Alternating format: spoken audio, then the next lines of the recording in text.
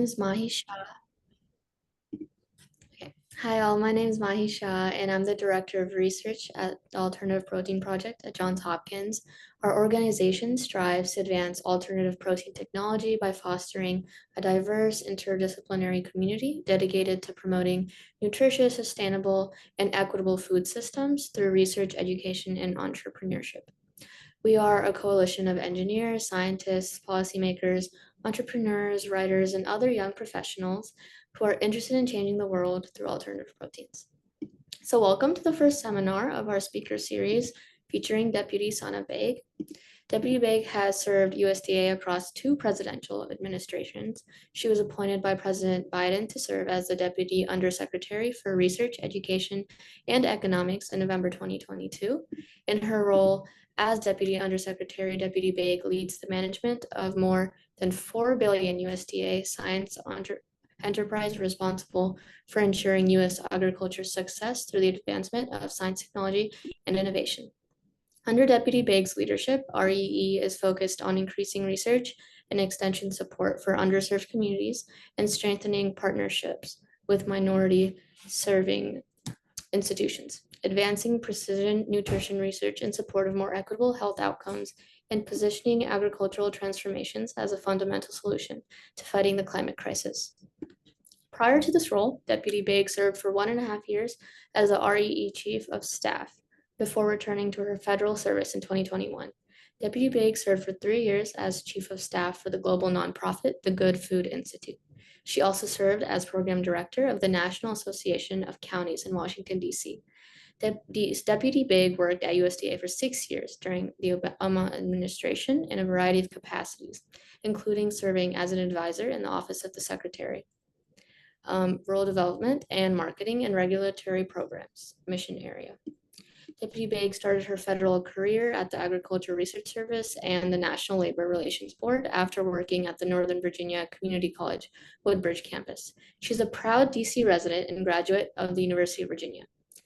Thank you to Deputy Baig and her team for this wonderful opportunity. This presentation will be recorded, and please make sure to keep your mics muted throughout the presentation, and we will also have a Q&A session at the end, which we will not be recording. And for everyone attending, please make sure to look in the chat for the attendance form so we can keep track of who's here. And without further ado, I'm going to give the platform to Deputy Baig and have her present. Okay, well, thank you. Thank you so much, Mahi. Thank you all for joining this evening. It's a pleasure and a delight to be with you. I want to thank as well, really, the entire Johns Hopkins team and the Alt Protein Project in particular for having me as your guest speaker tonight.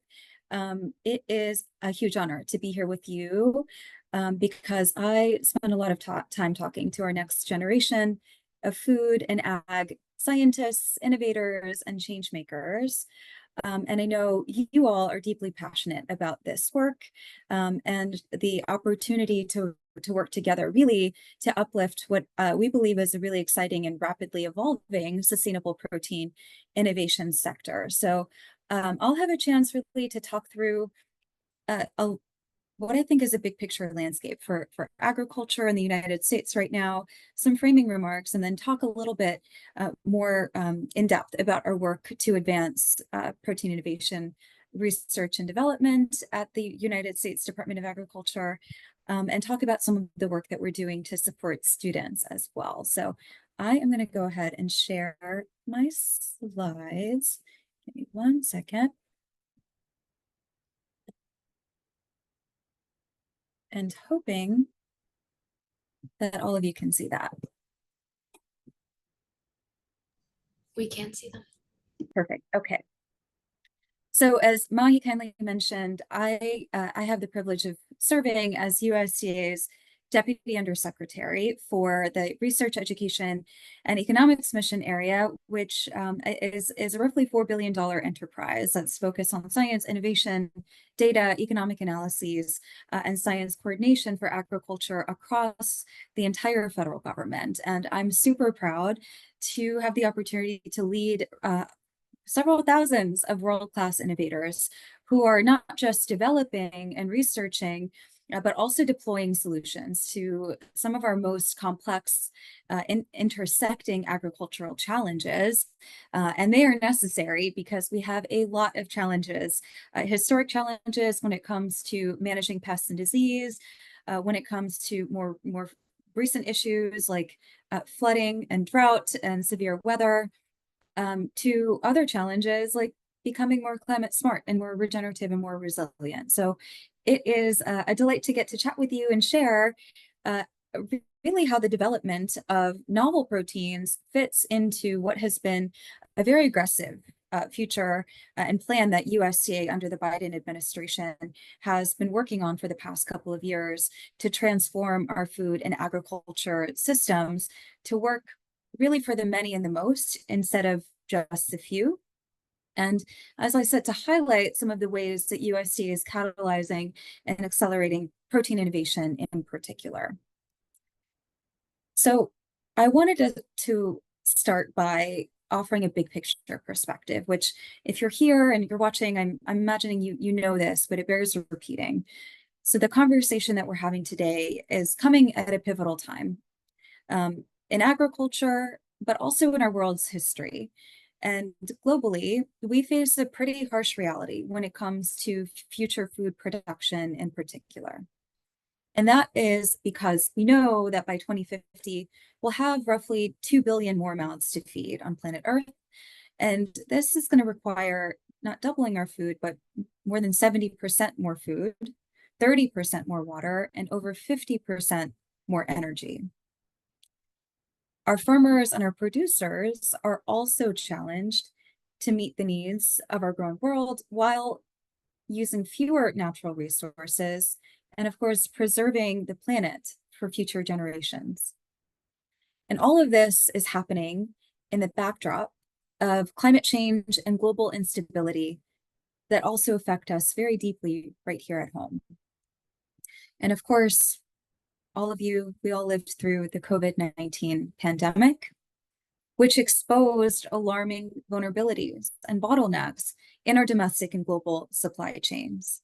And really for us, as we entered this administration and we're grappling with how to promote food and nutrition security during the pandemic, we realized that we had some major fault lines in our system. The pandemic really to us underscored how agricultural policy really since the late 60s and early 70s domestically has long been focused on a get big or get out mindset, which has over the resulting decades resulted in the acceleration of consolidation across the agricultural sector. And as I mentioned, it really is important to know what agriculture looks like today to really have a clear picture so that we can design the most appropriate solutions for the future.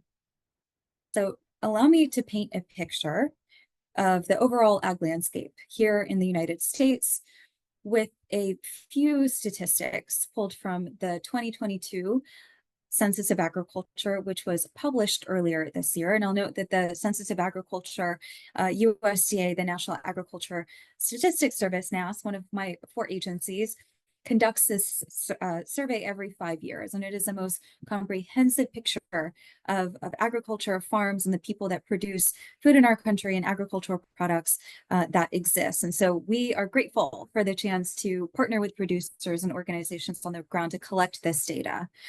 What we have found is in the 5 years since the census data were collected, so between the 2017 and 2022 ag census, we lost 20 million acres of farmland in the United States. That is roughly the size of the state of Maine. That was in just 5 years. And today, we now have under 2 million farming operations in the United States, which at our peak in 1935 was more like 7 million. We also know from the ag census that the number of small and mid-sized farms have declined, while the number of large farms is the only category of farms that has increased in number. A really important point I want to note as well is that today, less than 1% of all farms take in about 42% of all sales. And finally, the last piece I want to highlight from the Ag Census is that the average age of all producers in the US continues to tick up to now more than 58 years old. And really, I'd say quite alarmingly, more than 1/3 of all agricultural producers are now 65 years of age or older. So what we've been tracking over the past many generations is a model of agricultural production that has really valued hyper efficiency over competition, over resiliency, and I think in many cases over safety as well. The system has honestly squeezed out our small and our mid-sized operations, while also creating far too many barriers to entry that are simply unsustainable, benefiting again, really the historic few instead of the many and the most, not a system that works for everyone. So the statistics that I just shared emphasize an urgent need to revolutionize the way that we produce our food and to do it fast if we want to keep nourishing our growing world. We know, and we've been working on this, that we must transform our agri-food systems to not just be productive, that of course is important, but also to be inherently more efficient, more sustainable, and more equitable than ever before. We've been working hard to create a system that is better for the environment, that preserves our precious natural resources, especially water, that gives farmers and producers an opportunity to thrive, that strengthens our rural and our agricultural communities in particular, and more recently is providing opportunities for urban growers as well and expanding urban agriculture, and a system that ensures that everyone has access not just to safe and plentiful food, but to nutritious foods that support equitable health outcomes. And we believe that supporting the development of alternative sources of protein will play an integral role in realizing this vision. So I say that because this charge is actually outlined in our latest and most comprehensive USDA Science and Research Strategy that was released last spring.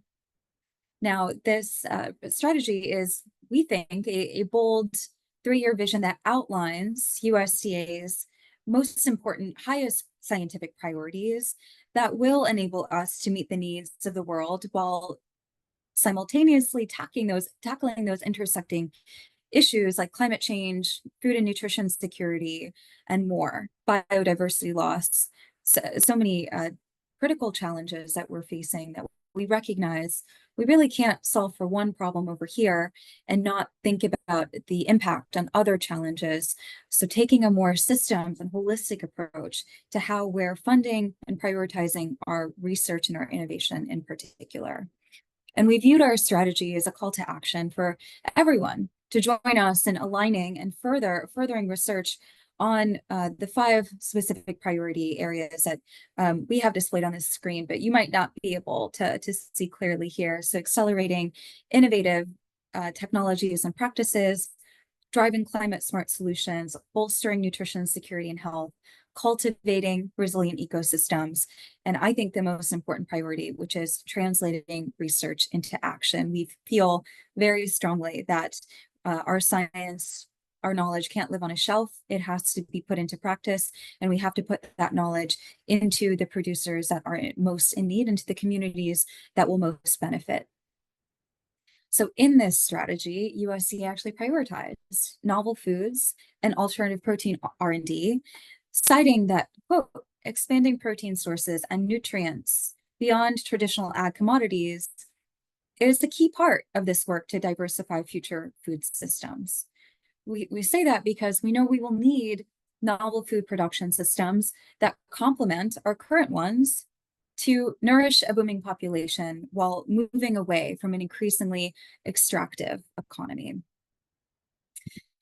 Developments and innovations in new proteins will be critical to USDA achieving our vision for food and ag, and to meeting our nation's bold goals for US biotechnology and biomanufacturing, which, under the leadership of President Biden and Secretary Vilsack, USC has been working really hard on, building a more circular bioeconomy, and really working as well to take sweeping action to tackle some of those structural competition issues that I mentioned earlier, in creating safer, fairer, more resilient, and more competitive agricultural markets.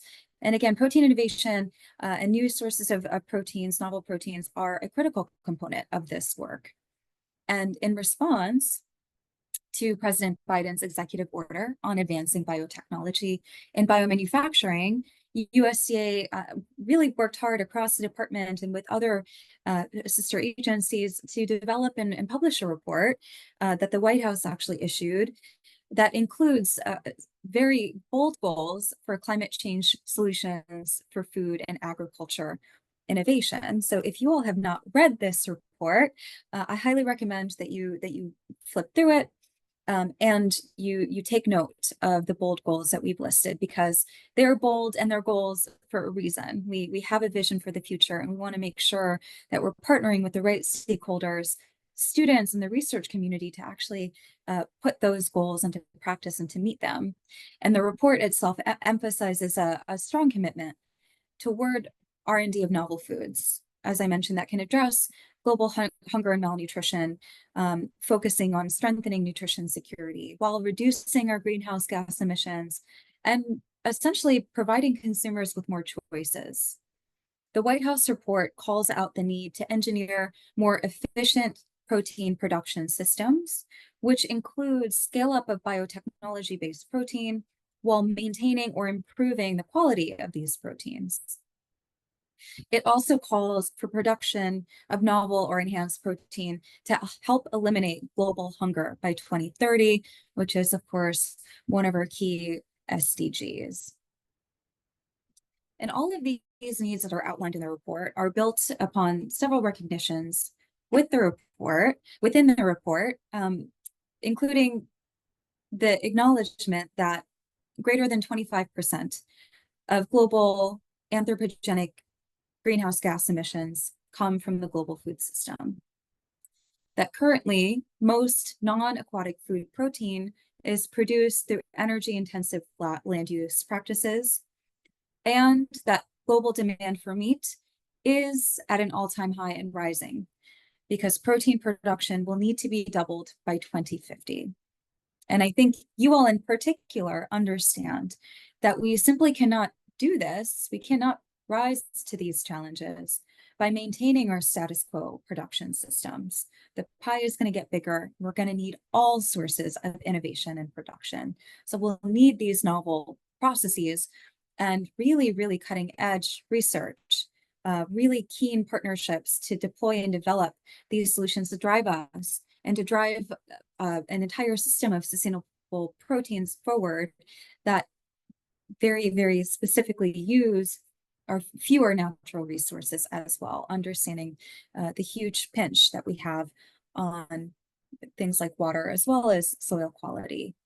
So with that broad overview of what's happening and what the president's leadership has encouraged us to do is think bold, create an action plan, lay out a vision for the future. We're also working very specifically to advance quite a lot of research and development within USDA today. So we've been lucky to have support from Congress and appropriations, as well as quite a lot of interest from stakeholders and applying to existing programs like AFRI to drive forward research that, again, will meet our goals at the intersection of food and nutrition security and climate. So we're continuing to see this enormous potential and really act on it. I will say, I believe we're quite at the ground level of some of this work. So I'm going to share with you some of the research that we have going on. And I want you to recognize that we're kind of at the beginning. So it's a really exciting time to continue to take feedback from our stakeholders, which we've been doing through the Office of Science and Technology Policy, through other stakeholder convenings, to understand how do we focus, how do we prioritize the limited and unfortunately the shrinking public dollars that we have to advance agricultural research and development. And to do so, and again, in more innovative and more inclusive ways. So we see this sector's potential to help us shift, as I mentioned, from an extraction economy to a more circular bioeconomy, which is important because that will enable a system where wealth is both generated and then stays in communities where those natural resources are harnessed. And USDA researchers for a very long time and currently and into the future are looking into how to develop the safest, tastiest, and most nutritious food sources for people. And moving forward, our focus on advancing R&D into plant-based, cell-cultivated, and fermentation-based proteins as well. The purpose of a R&D enterprise in the public sector like this is really to help de-risk new industries and ensure that they can be more environmentally friendly, that they can be scalable, and that they can be marketable as well.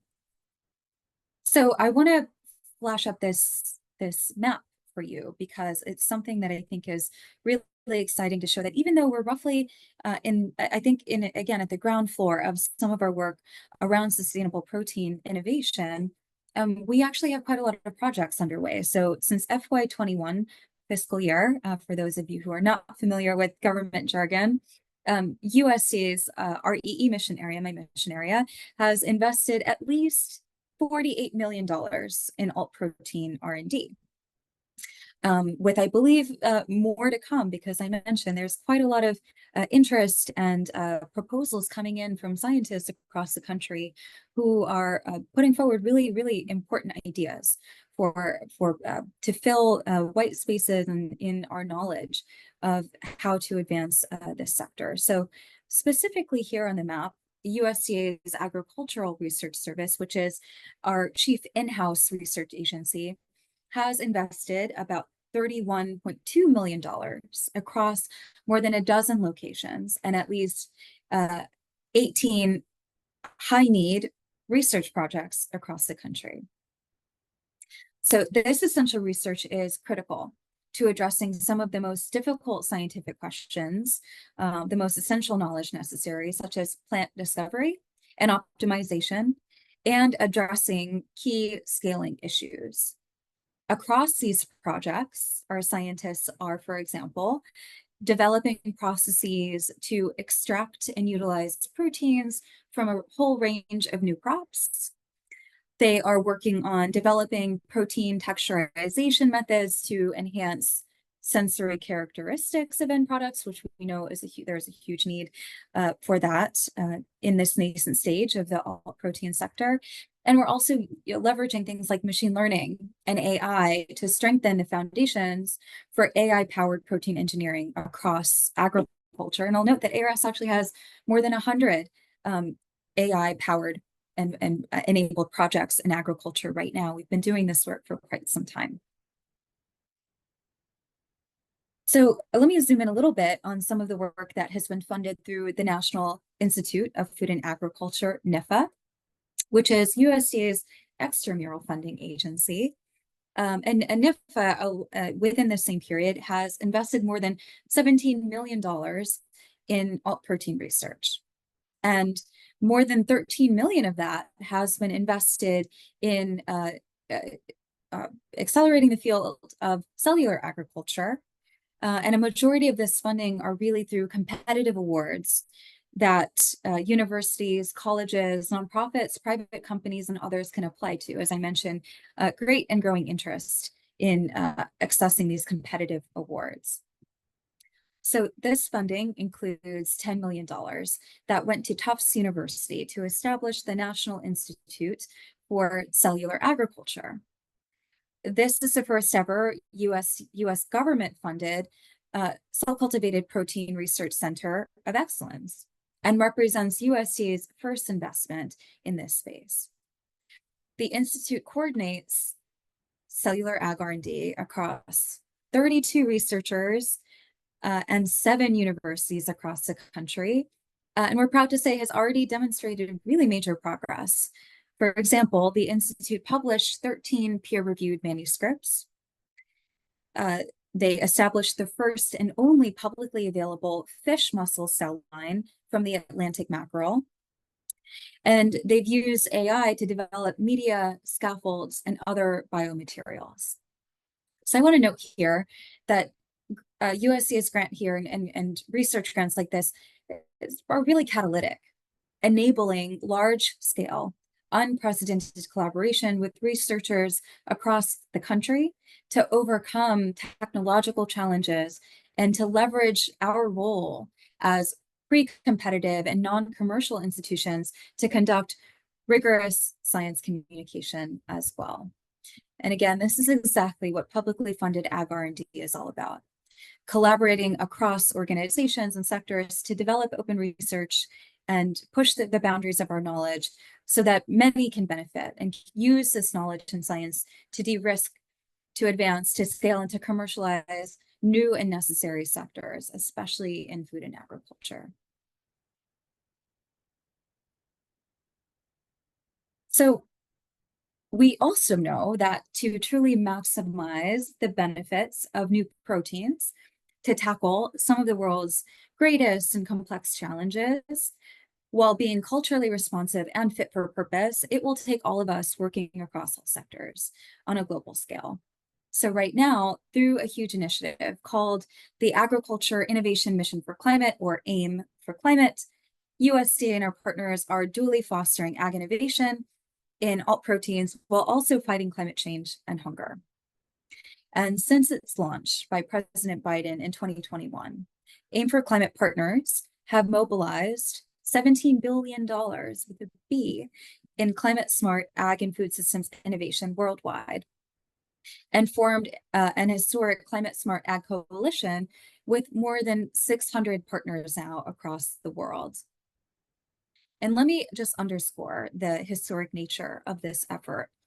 Last year, AIM for Climate held a conference, a gathering here in Washington, D.C., which also brought together for the first time, we believe, the largest number of ministers of agriculture from around the world to specifically talk about the role of R&D and innovation and investments in ag innovation to fight the climate crisis. So it was a really huge signal that the world and world leaders and governments, including the private sector and philanthropy, are really centering food and agriculture in conversations around climate.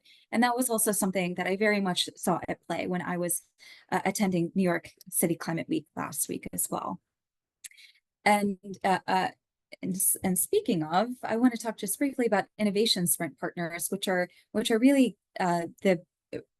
really foundational, I would say, to AIM for Climate, because innovation sprints bring business, bring philanthropy, bring non-government partners to the table to expedite investments in really impactful, really specific problems and projects.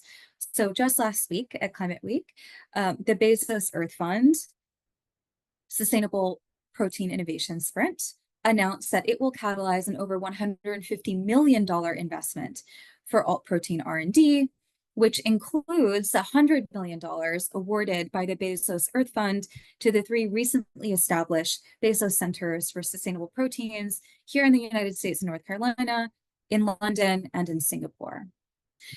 This effort will galvanize technological support and instrumentalize cooperation and partnerships from public and private sectors to support the centers that have been established in protein diversification and service the growing and evolving needs of the industry.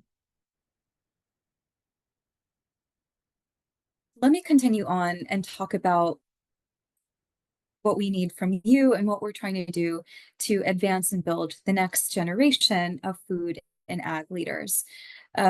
we need you. We need everybody in the audience here and anybody who will be watching this later to ensure that this industry and really our focus on sustainable food production and innovation keeps growing and expanding to reach its full potential. As I mentioned, we're pretty much at the very early stages. I remember when I was sitting in the Secretary of Agriculture's office as an advisor back in 2016, none of this was really on our radar. Really, we've come such a long way in even just 8 years. Which is pretty fast in government times. So we recognize that it's early days, we're doing quite a lot of work, and we need not just to focus on investing in R&D and innovation, employment and partnerships. We need to focus on people, and we need to focus on investing in young people and students in particular, because we need fresh perspectives that might not be represented in government today or in the food system today. We need ingenuity and we need expertise, and expertise that might be coming from the medical sector, for example, from really adjacent industries for you all. And I know that that is one of the goals of the Alt Protein Project, really to come together and take this sector to new heights. And I really believe that the sky is a limit for the impacts that protein and sustainable protein innovation development can have. But we need those daring ideas. We need folks that are bold and ambitious to harness its power. And we really need it because truly we are facing, as I mentioned, a huge boom in our population to come, particularly in the global South, and we simply won't be able to meet their demands for protein and other essential nutrients based on the ways that we're producing food and protein today. So there's a huge amount of opportunity, and that's, again, why USDA has made historic investments in our food and ag workforce of the future. So last year, this is one of the joys of my time of working at USDA, is being able to support the development and launch of the Next Gen program. Now, Next Gen is a more than $262 million investment that went to minority serving institutions to foster the next generation of diverse food and ag leaders. And by minority serving institutions, for those that are not familiar, those include our land grants, including our tribal land grant colleges and universities, referred to as our 1994s, our historically Black land grant colleges and universities, referred to as our 1890s, our Hispanic serving institutions, our Alaska Native and Insular institutions, and more, and also with a huge focus on community colleges. And we were focusing on providing not equality of outcome, but really promoting equality of opportunity, a landmark opportunity to provide students with life-changing scholarships, internships, fellowships, experiential learning opportunities, and job matching. And the program is going to recruit, train and retain the best and brightest people into agriculture, and I would say broadly defined natural resource conservation, nutrition sciences. Really, we've defined the scope quite broadly, but we know that there is a lot of innovation needed, and there's so many fun sectors to get involved in when it comes to food and ag innovation. And so there are more than 60 institutions involved in the Next Gen program, through direct grants to those partner institutions that collectively will support more than 20,000 young people across the country that we hope will be future food and ag professionals, again, which our industry desperately needs. And this program is building an agriculture and agri-food workforce of tomorrow that really is better reflective of all Americans, a workforce that looks like America, a workforce that is ready and motivated to take on agriculture's greatest challenges. And really, I'll say it's just one of many examples of the powerful USDA workforce development programs that are paving the way forward. And we have them all on our website for those of you who are interested. I will make a note to say some of our agencies at the Department of Agriculture actually have about 50% of their employees who are eligible to retire today. USC is also one of the I think or will be in 2025 the largest employer of young people in federal government. So it's a great place to work if you want to build a career and if you want to have a huge impact, or if you want to come in for a fellowship program, if you want to come in through pathways. I urge you and encourage you to take a look at our opportunities that are posted on our website. So with that, really in closing, I would be remiss to not highlight the tremendous progress that USDA has made in establishing a fair and transparent path to market for novel proteins. Just last year, USDA's Food Safety and Inspection Service issued the first 3 grants of inspection to companies producing cell-cultivated poultry products.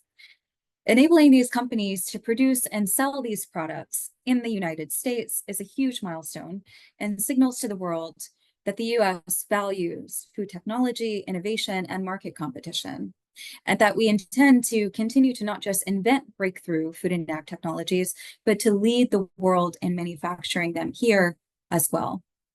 So we look forward to building upon this milestone by continuing to push the scientific boundaries of what is possible for sustainable protein innovation.